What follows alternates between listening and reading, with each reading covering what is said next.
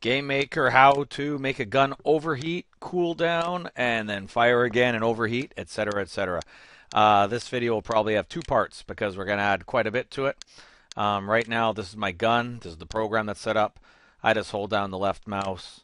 The gun aims at the mouse, and as I hold down the button, it just fires away like mad. So what I want to do here is I have a little heat bar set up, and I'll show you what I've got going. I've got a global variable in a global object called global heat. Global heat's going to keep track of the heat of the gun, so that's going to get hot. When it hits a certain level, like let's say 80, it's going to overheat the gun, and then you're going to have to do a cool down. And you'll see another variable here, max heat, 100. That's just using the draw command to make sure I draw the bar the right size. You'll see here in the draw object, I've just got a little standard draw the rectangle based on the heat and the max heat. So that way it draws heat over max heat. It's like 80 out of 100. It's going to be 80% of the full size of the rectangle. All right, let's go with this cool down and heat up. First of all, I'm just going to do a couple pieces. This is just one way to do it. And I've coded most of it, or I'm going to code most of it, into the gun object. Since the gun object is the thing that's overheating, even though I've made the variable global, I'm going to do most of the code inside of the gun. So here we go. Gun. Now, normally in the step, what I have so far is I have just the code that keeps the gun aimed at the mouse. And in the global button pressed, I'm firing a missile. So first thing I'm going to do is I'm going to add a little bit of a consequence to firing the missile. They have to gain some heat, right? So when they fire the missile here, let's also add a little heat. So global heat is global heat plus, and I don't know a good value for this. I'll say +3. We'll see how that goes. And we should see the heat start to go up when we give this a run. But of course, we're going to add a little bit of cooldown in the step. So there goes the heat. Only goes up, right? And no limits either, so you're still doing weird stuff. Now what I want to do is let's make the step cool down the gun. So let's just ignore that code for now. I'm actually going to throw that near the bottom, and we'll just code up on top of it. And what I'll put here is I'll put global. I'm going to ask a question first. I'm going to say global.heat equals global.heat minus, and let's say our cool rate is going to be 2 for now. So it should have a pretty decent cool rate. Now I'm also going to ask if global.heat gets less than 0, that I immediately just floor it out at 0 itself. Okay, so let's see what this does in our program. We should have the heat going up when I fire and going down but bottoming out at 0 if I don't do anything. So here we go. I'm holding the mouse. Heat's going up. You can see it goes down. And it bottoms out at 0. So not too bad so far. We got very quick sort of production out of those two things. Now, of course, that's the heat up. We have to take care of the cool down. And the overheating, sorry, not the cool down. We have to take care of the overheating part of it, right? So there's lots of ways to do this. I'm going to give you a way that I like to do when I show students.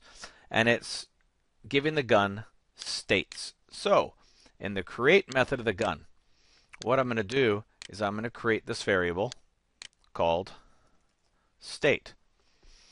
Now, the state of the gun is going to be, let's say, 1. And 1 is going to be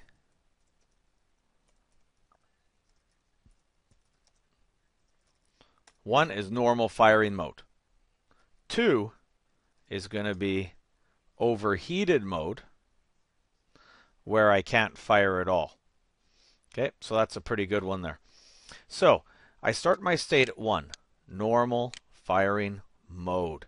Now let's take care of switching to overheated mode and doing something when we switch the state variable to 2.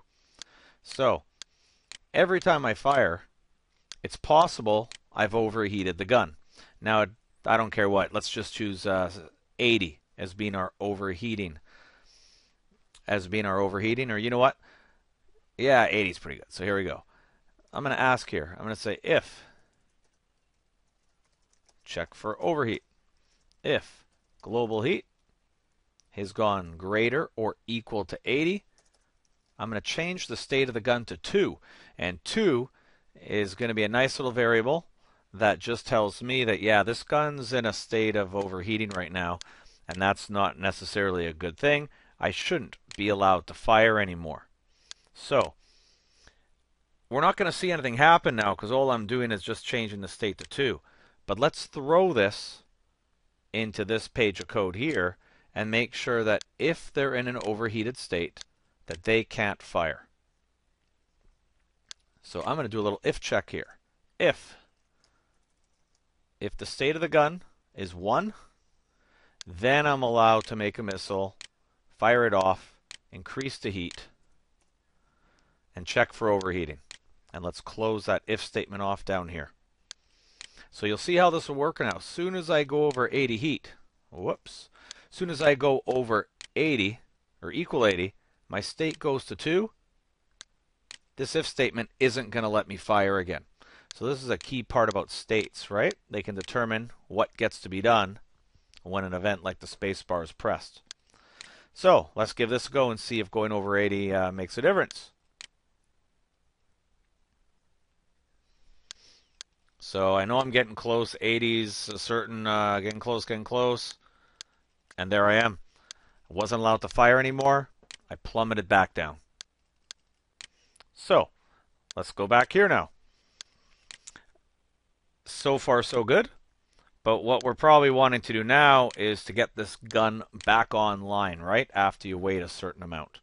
So where's the best place to do that? Probably the step event. The step event's always taking place.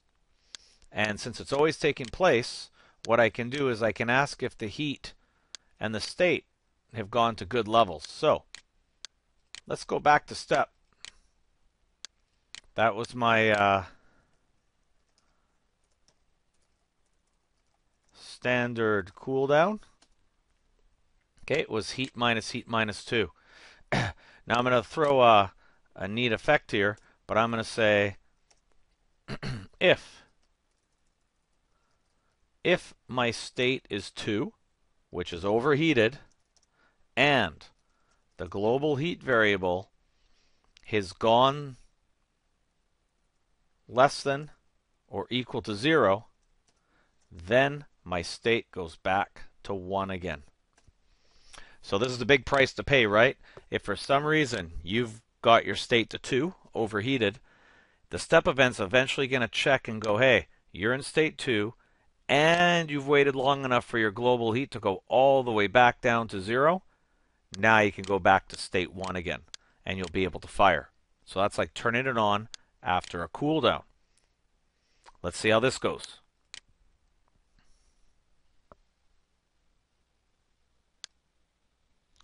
So I'm just going to hold the mouse button here, and you can see I'm able to fire again once I cool down. Not too bad, right?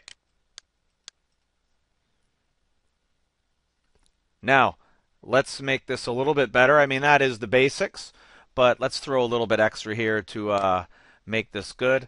Actually, I think I'll split it into a second video, so there'll be a part 2 to this. And in part 2, what we're going to do is we're going to change the cooldown rate a bit, and we're going to change the color of the bar to give you a warning when you're getting close to overheating.